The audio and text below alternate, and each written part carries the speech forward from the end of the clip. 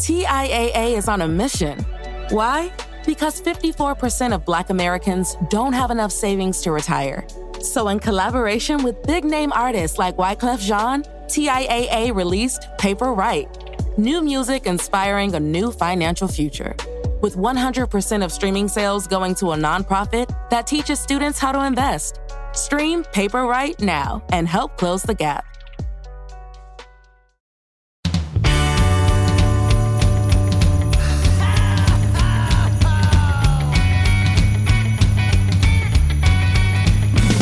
Well, there's a party each and every year on Christmas Eve, where the fun and cocktail shrimp don't seem to end. Clark and Ralphie taking turns on the TV screen, laughing, singing, yelling with all of our friends. Well, it's Christmas, and let the parties go spread the holiday cheer. 'Cause it's Christmas. Oh, it's the best time of the year. Hey, Dylan. Hey, Matt. So, Do you want me to give the background? let- Why we're listen, watching no, this? I have a rough idea why, and I gotta say, I'm a big fan of Stevie. I like Stevie. She's a good. You have a great. That's not why. Okay, because I was Stevie gonna say. never watched this show. Okay, thank God, because I was gonna say. I don't want any more picks coming out of Stevie if this is if we got the 1-2 punch of Good Luck Charlie followed by Kappa Mikey. Kappa Mikey? No, this was not a Stevie pick. I think Stevie was 4 or 2. Stevie was 2 years old. Stevie was not watching Kappa Mikey when this came out. So I would say you and I, and we talked about this a little bit yesterday. One of our a creator that we both have enjoyed in the past. We were talking about. I think you and I love YouTube documentaries. Yep. I think you and I really get into. I love hey, the lost shows of this channel, some shows you might have forgot. All Like, my I can shit eat that that I get shit. recommended is that. It's just like, Yep. hey, do you want to watch an hour-and-a-half documentary about the making of Jaws the Revenge? And I'm like, why Yeah. are you even asking? Just start playing. Yeah. As soon as I log in. There's a YouTube creator whose channel is called Rebel Taxi. Okay. And there's a large focus on 90s and early 2000s content. Okay. A lot of video games, but also cartoons, and it just gets into. Honestly, you need to watch some of his stuff because there's not one creator that perfectly matches my personal aesthetic more than I feel like this guy was made for me. All right. The wild technos playing and shit while it's happening. It's insane. And it's very, very of that era. Now he did a listicle of 5 Nickelodeon shows that you forgot about. And I came across a show called Kappa Mikey that I had seen before. I had never seen the show, but I had seen clips of it. I knew of this show, but I didn't know anything about it. And then he described it as an American cartoon finds himself in Japan, and Japan is represented by all these anime stereotypes. I right? want to stress something right now while we're at Yes. this point. Go for it. The concept of this, I like. Fucking You know cool, what I mean? right? It's the same Really thing cool it's the concept. same thing that made Spider-Verse so unique. Is Yes. seeing all these different animation styles commingling with each other. Yes. Now So- Yeah, go ahead. execution is going to be a different story. Yeah, we're gonna get there. So I watched this clip. Remember, this show is being described to me as I'm seeing, as most YouTubers who are talking about a show, probably going to put the best clips of that show in the video. And I'm watching it, and I'm like, huh, this is cool. We all know that I like to become very obsessive with whatever I'm dealing with at that moment. If I see something new, I'm like, that's what I want to do. Yeah. You had just texted me, said, hey, we need a pick. I'm like, let's see if this new show that I discovered has a Christmas episode. And it'd be kind of fun. It's a show that neither of us know anything about. Not a So it's thing. kind of a unique take because we're both going in blind to this show. And I thought the description was amazing. And yeah, Kappa Mikey has a Christmas episode. And thankfully for us, that Christmas episode is available on YouTube. Thank God. Otherwise, my life would have been lived never seeing this.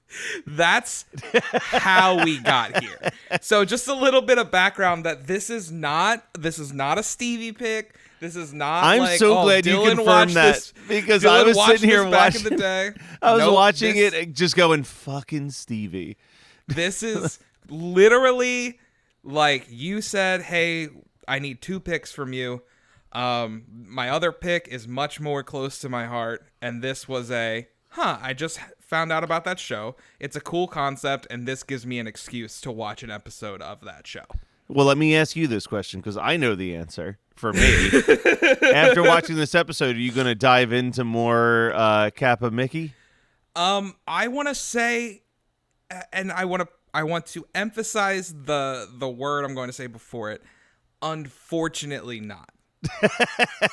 Unfortunately not. I really wanted to like this. I really wanted. The concept, as you said, is so fucking cool. Yeah. Like this Western American ass cartoon being placed. It's a fish out of water story, right? Yeah. It's him in this anime world, which is actually a big storyline in different Japanese culture. I can't remember what the name of that's called.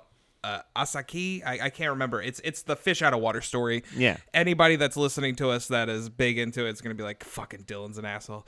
But the concept is so fucking cool.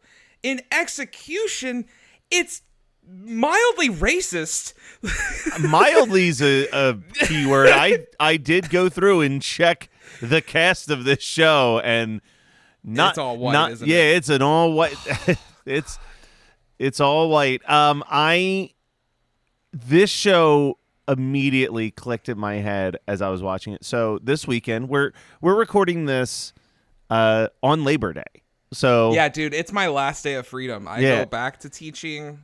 I get children for the first time tomorrow. So there you go. Looking forward to it. But yeah, there was a lot of grilling and all that. We're going to start the day by watching Kappa Mikey. That's literally how I started my morning. There was a lot of grilling and barbecuing, and I went to my friend's house. Yeah. And it was like a sea of toddlers. It was like 8 kids. So at one point, the dog needed to go for a walk. So it was like me, my friend Lauren, and our friend Elise were like, let's go on that walk with that dog to get away from the chaos of all of the screen. And they're like their own kids that are the ones, but it's just like everybody needs to like just step away from screaming 6, 7, and 8-year-olds. So we're going on a walk, and Elise was talking about like how her mom, when she like drops her kids off, her mom's like, you guys. And Elise started talking about Kappa Mikey. Yeah, she was just like, Kappa Mikey's the best. No, but she was talking about how like her mom was like, you kids were not nearly as wired as your kids are. And she's like, and I was trying to figure that out, and I said, well, I think part of it, and this is going to sound like a little bit of an old man screaming at a cloud, but I really do believe it. When I was a kid, when I was like a young kid, like 5 or 6, the kids' entertainment stuff was like Sesame Street, Mr. Rogers. Like it was this very soft-spoken, calm stuff. And I'm like, now like so much of kids' entertainment, not all of it, but a large chunk of it is just like high energy, bright flashing lights, nonstop screaming. Enter in Kappa Mickey, and I'm like, this is Mikey, God damn it, stop it. Kappa Mikey. And I was like, this is exactly what I was referring. Like the first 5 minutes of this show, I was like, what is happening? Everything is moving so fast. Everyone's screaming. It's so like I was like, this is so overwhelming. The theme is pretty dope, I must say. The Beat Crusaders doing a fucking dope ass theme. Great. But which is definitely influenced by We Didn't Start the Fire. Like there's no way it's not. So are you familiar with the Beat Crusaders at all? Okay. So I only know the Beat Crusaders because I downloaded 2 albums that are only available in Japan. Oh, nice. I won't say how I acquired them, but most of you can guess. Yeah. And they were an album called Mosh Pit on Disney and Dive Into Disney. And they were compilations of American and Japanese punk and ska bands covering your favorite Disney songs. That's amazing. And the Beat Crusaders Hey, send that to me. I will. The Beat Crusaders are a Japanese punk band that covered a song on each album. So they were the opening track on Dive Into Disney. They do the Mickey Mouse March. Oh, that's cool. Yeah. I can already imagine. And then their other one is a little bit more of a deeper cut. On the second album, which I think is the better one, Mosh Pit on Disney, they do Give a Little Whistle from Pinocchio. Ooh. But let me read you a few of the covers on both of these albums real quick because Go for it. I'm just going to read the American bands that you would definitely know. Because I just don't want to talk about Kappa Mikey. So the band Snuff does Yo Ho, A Pirate's Life for Me. Okay. Real Big Fish does the Main Street Electrical Parade. Oh, I need to hear that. Yeah. H2O does It's a Small World. All does Chim Chimmery. The Voodoo Glow Skulls do I Want to Be Like You. And that's it for Dive Into Disney. Mosh Pit on Disney, Andrew WK does the Mickey Mouse March, which is the best version of that song I've ever heard. Real Big Fish comes back and does possibly my favorite Real Big Fish song. They cover It's Not Easy from Pete's Dragon, and it's fucking awesome. Yeah. The Vandals do Hi Ho, It's Off to Work We Go. American Hi-Fi does When You Wish Upon a Star. If you've ever heard the Smash Mouth version of I Want to Be Like You, it's originally from this Japanese compilation. Okay, yeah. And then Brian Setzer does Everybody Wants to Be a Cat, which is like the perfect call. Really good. Oh, it's great. Yeah, I'll try to remember to send those to you for as soon sure. as we're And done recording. That lineup is awesome. Yeah. Like you describe it's a punk Disney album.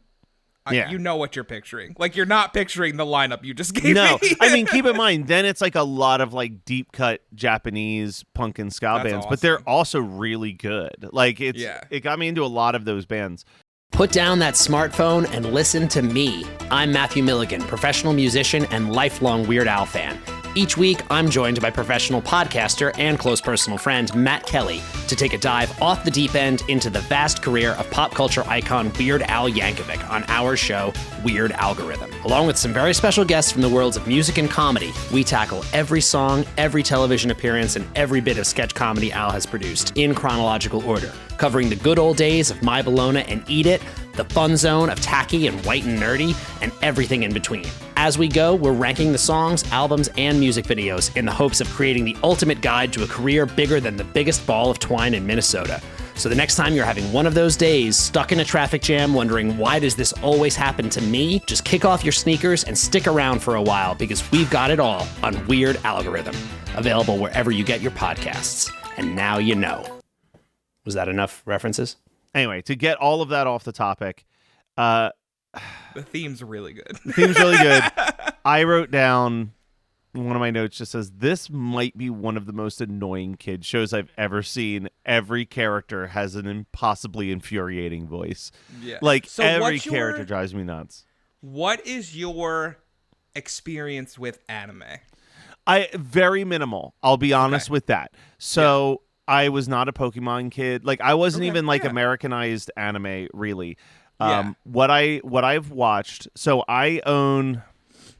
That is not me defending this. No. I was going to say, I own 3 things that could be classified into the anime category in some way, shape, or form. One of those things is Avatar: The Last Airbender, which is like just people barely. will argue is not anime, but like it's pretty goddamn personally, close. I'm like, fuck it, it's real close. Yeah. But like from like legitimate anime, the only stuff I ever owned was Akira and Fist of the North Star because they were both just like fun, crazy stuff. Yeah, and I've watched like it's a genre that I've tried, and it just doesn't work for me personally. Yeah. But I don't like hate it, but it's not like if I'm gonna go and watch like a Japanese entertainment, I will usually lean way more into like kung fu or kaiju before I go into anime. I can get behind that. I would say that I am a novice when it comes to anime. Like I am not listen, I have plenty of friends who live and die, like watch literally everything, which is awesome. I would love to have that dedication, but I don't. My anime experiences, I think I've seen, I absolutely adore Cowboy Bebop. Yeah. That's one of my favorite animes. It was my gateway anime. That and Death Note are both two series that I watched from beginning to end that they got me into anime. I will say I've seen the first episode of Cowboy Bebop, and I thought it was a masterpiece. And I want to see the rest. I think I've talked about this before. I saw the first episode, said, ooh, I want to own that. And that's why I didn't watch it. Because I was like, it's only like 13 episodes or something. How expensive could those 13 episodes be to buy on DVD? Turns out about $60. And I was like, I'm not paying those $60 for 20 episodes of an anime I've never seen. Because they put out like a re-release, so you might be able to get the old release for cheaper. That's what I think I might have to do. Because I really thought like, ooh, this is... But I've been told by other people that like, similarly to like where... people think Avatar Last Airbender is like not true anime. Yeah. I've never heard anyone argue that like Cowboy Bebop isn't true anime, but that Cowboy Bebop is like a whole different breed because it's so cinematic and it's so like pushing the boundaries of what anime looks like, and that not many other people were ever able to replicate that after the fact either. Well, like, that was the thing, is like the reason, if I remember correctly, the reason anime got so big is because it's easy to make. Like, it's cheap to make. Now, one of the stereotypes that goes along with anime are those eccentric characters. It's the Japanese culture, right? It's bright colors. It's like it's. I would say Kappa Mikey, unfortunately, shined a spotlight only on those aspects of anime culture, is that randomness, which if you think about it, this came out in 2006 and ran to 2008. Dude, we were peak random equals funny time. Oh my God. Like, and this was like... we were peak bacon is the most hysterical thing you've ever heard. And fucking Aqua Teen Hunger Force, this was not. Like, it was just like not hitting the... No. There was two parts that made me laugh. And one of the parts, they kind of ruined the joke in the next scene. So a quick breakdown of what... So from what I pieced together from just dialogue here... Yes. Kappa Mikey is the show about an American guy who wins a scratch-off contest to be the star. Yeah, he wins a contest, yes. Yeah, to be the star of a Japanese action show. Yes. That's what I put together. And it's Christmas time. They've wrapped on the season. They're all excited. And he's going to go ask for a contract renewal and get a raise because he's like, the show's been a success. And they're like, oh, our boss is a real douchebag at Christmas time. And that sets up the boss to do... This is literally the Beavis and Butthead Christmas special because we get a parody of A Christmas Carol, but then simultaneously Mickey gets pissed. Mikey gets pissed, and he's going to storm back to America, and that's when his guardian angel shows up, and he gets to do an It's a Wonderful Life parody where he sees how different everything would be. Back to back, there are two great jokes that happen. Okay. Which is with the boss, the Japanese ghost of Christmas Past shows up. I want to say that you and I believe, are the Japanese ghosts of Christmas Past and present, especially at the end. Oh yeah. For sure. Sorry, but when they show up and he sees his past and it's dark. Like his family is like either killed or just like straight up like has to run into hiding, and he never sees his family again. And they come back and the ghost of Christmas Past is just like, holy shit. Like my whole job is seeing dark stuff, and that was pretty dark. That wasn't the part that made me laugh. It was when the ghost of Christmas Present shows up and he goes, hey man, you're not going to believe this guy's story. like that line got me. And then we go into the It's a Wonderful Life segment, and Mikey sees his director, who's like a cat with a diamond in its stomach. That's Guano? Guano. Keep in mind, because Guano's going to come back at the end of this episode. Which so I had to look this up. No, don't tell me just yet. I want to know. Right. I didn't look up anything after that, so I need to know. But they're doing the like, here's how everyone's life is different, and I think it's really funny that Guano is talking in this insane Cockney accent. Yeah. Suddenly. But then it's ruined when they jump to it later, and Mikey's like, so why is he talking like that? And the Guardian Angel's like, oh, he just thinks it's cool. And I'm like, why would you ruin that joke? Like, the joke is fine as is, where it's just like, and lol, we talk weird now because he's poor. Like, I don't. The rest of it is like, what is happening? It's like, Lily had a lot of babies and is fat and won't stop eating now. And I'm like, here's a Sunset Boulevard parody that won't make sense to literally any of the audience. Like, it's so strange. And then we gotta let's I feel like there's a theme like with my picks is every time we watch something you're like, a lot's happening. Like a lot's happening, but like nothing's happening. But so the boss and the Ghost of Christmas reveal. Past and Present decide that they are about to like destroy Christmas for everybody. And then the Ghost of Christmas Future shows up and he's like, you have to have hope because I know what the future is and you will be reunited with your son on a Christmas day.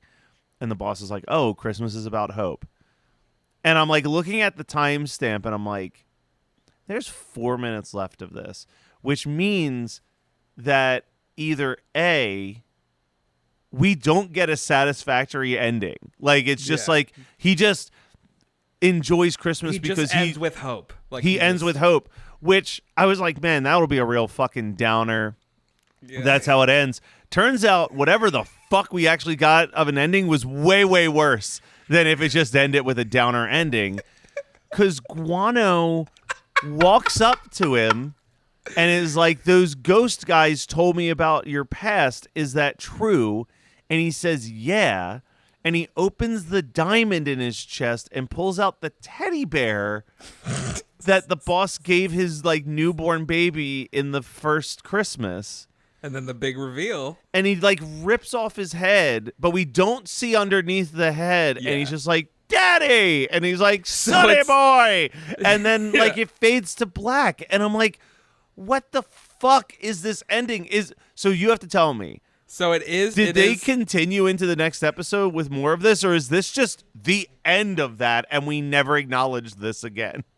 They kind of never really acknowledge it again. Like, it does come up apparently that he is his father. Like, he is referenced as his father, but I'm like looking around. It doesn't look like he ever takes off the quote unquote suit again.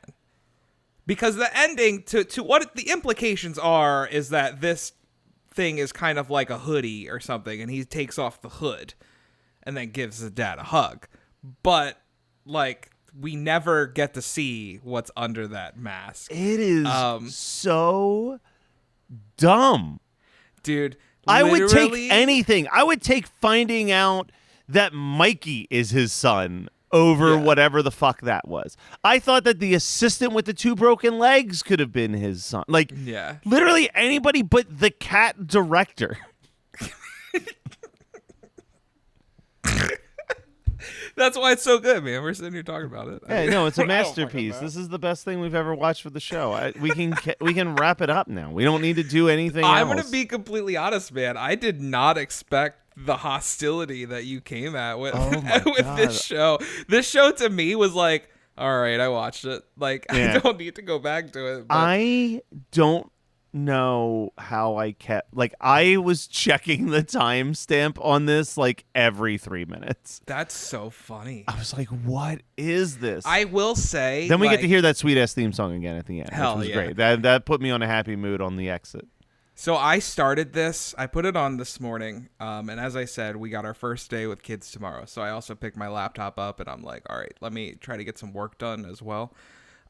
Literally 2 minutes into this, I sat my laptop down and had to rewind it. I was like, how did we get here? Yeah.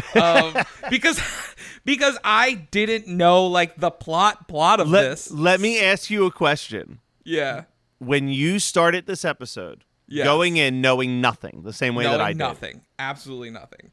Did you for a split second think that the first 5 minutes of the show was what the whole show is? Yes. And that this Christmas episode was like a weird meta, like we're done the season of Kappa Mikey. Yeah. So like us, the actors, are revealing ourselves to be actors to the audience for the first time. Kinda. And this is like our Christmas like fun episode. Like I literally was like, that clearly must be what this is. There's no way. No, like this show is the whole thing is Kappa Mikey's an actor. It's, you know what kids love? there's a good shows show about here. the behind the scenes of Hollywood. That's what I'm saying. Is like there's a good show here. I feel like if this show wasn't for kids, and I don't it would be mean a much better show. 100%. Yeah, I don't mean take it and make it like super vulgar. I mean there is definitely, I know we keep bringing this show up, there's definitely some Clerks animated series No, I influence here. 100% agree with you on that. Like I felt like you said, there's a good show that is hidden somewhere in the anals, and I really stress the word anal here, of this show. But like this was rough. Yeah, and there are definitely some moments in this show, and I am glad that you confirmed that the creators and cast and everyone is of a one particular race. Yeah, I will not be giving you an example of how they talk, but you can use your imagination and guess what the voice actor choices were. Let's say, so we've been rewatching South Park. We are up to season 15. Okay. And there's a very particular episode in season 15 where the owner of the Chinese food restaurant is in battle with the owner of a Japanese food restaurant. And you can probably put together of how offensive that becomes. Yep. And I would say glimpses of this reminded me of that episode last night. Yeah. Which is really unfortunate. It was something, man. It's wildly uncomfortable. Yeah. And yeah, there's just a focus on stereotypes in this show. I feel like I said, there's a really good show in here, but this ain't it, man. This ain't it. And this is not going to be a yearly watch in the Lyle's Christmas. I mean, how did you know that was my big question? I needed to know. Yeah. But yeah, no. But you know what, Dylan? Hey, man. You're the ghost of Christmas past to my ghost of Christmas present. Oh, God. They're the best. We're going to spread Christmas love for all to hear. Yay. Whoa, oh, whoa, oh, oh. Now we won't stop till the big ball drops on New Year's. Happy holly, have a great, great, great holly, have a merry, merry, merry, merry, happy holiday.